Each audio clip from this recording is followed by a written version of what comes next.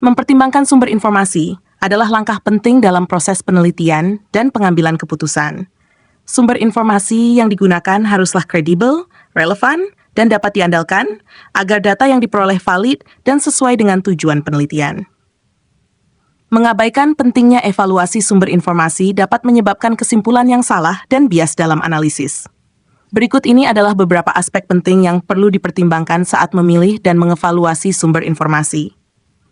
1. Kredibilitas sumber. Kredibilitas adalah ukuran kepercayaan yang bisa diberikan pada sumber informasi. Sumber yang kredibel biasanya berasal dari individu atau lembaga yang diakui sebagai otoritas dalam bidangnya. Faktor yang perlu dipertimbangkan.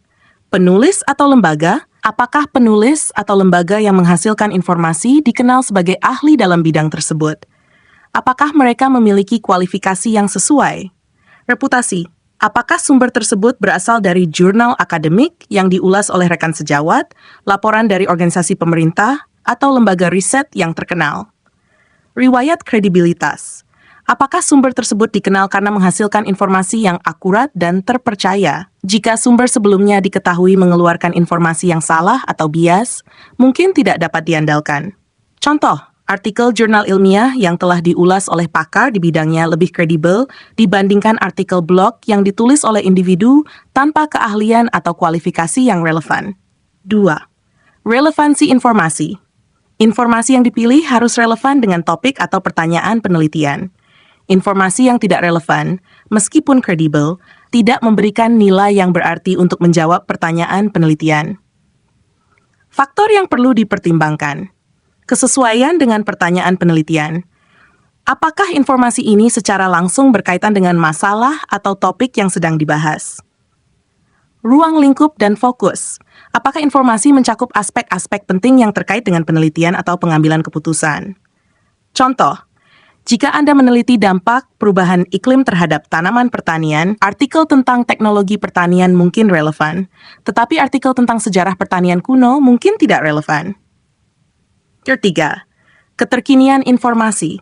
Keterkinian atau up-to-dateness dari informasi sangat penting, terutama dalam bidang yang cepat berubah seperti teknologi, kesehatan, atau kebijakan publik. Informasi yang ketinggalan zaman dapat menyesatkan. Faktor yang perlu dipertimbangkan. Tanggal publikasi, apakah informasi ini baru atau relevan dalam konteks perkembangan terbaru di bidang tersebut? Dalam sains atau teknologi, apakah temuan ini masih berlaku dengan adanya penelitian atau inovasi terbaru? Contoh, artikel tentang tren teknologi dari tahun 2005 mungkin tidak mencerminkan realitas terkini tentang perkembangan teknologi kecerdasan buatan. 4. Objektivitas dan kecenderungan. Objektivitas mengacu pada netralitas dan keseimbangan informasi yang disajikan. Sumber informasi yang bias mungkin memperlihatkan satu sisi dari sebuah masalah, sehingga menyesatkan pembaca. Faktor yang perlu dipertimbangkan. Apakah ada konflik kepentingan?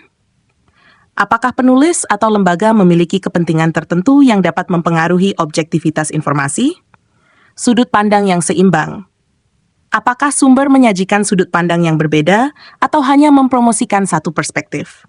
Tujuan publikasi. Apakah sumber ini dibuat untuk tujuan informasional atau untuk mendukung agenda tertentu, misalnya politik komersial? Contoh, sebuah artikel yang disponsori oleh perusahaan farmasi mungkin bias dalam mendukung produk tertentu, sehingga perlu diperiksa dengan hati-hati.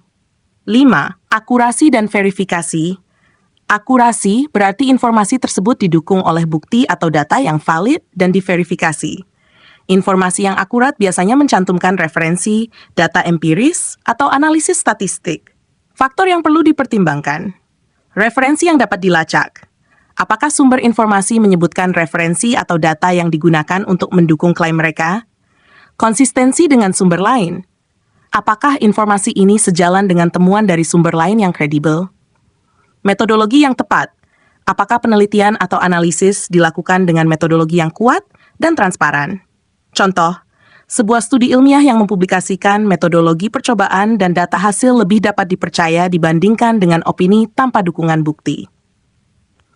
Jenis sumber informasi. Ada berbagai jenis sumber informasi yang bisa digunakan, masing-masing dengan kekuatan dan kelemahannya. Penting untuk memahami perbedaan antara sumber primer, sekunder, dan tersier.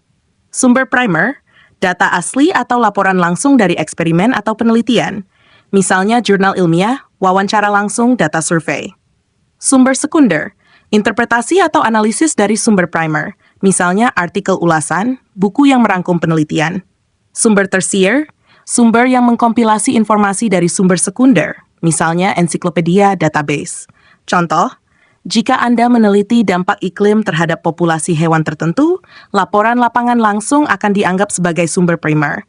Sementara analisis akademik tentang laporan tersebut adalah sumber sekunder. Kemudahan akses dan verifikasi.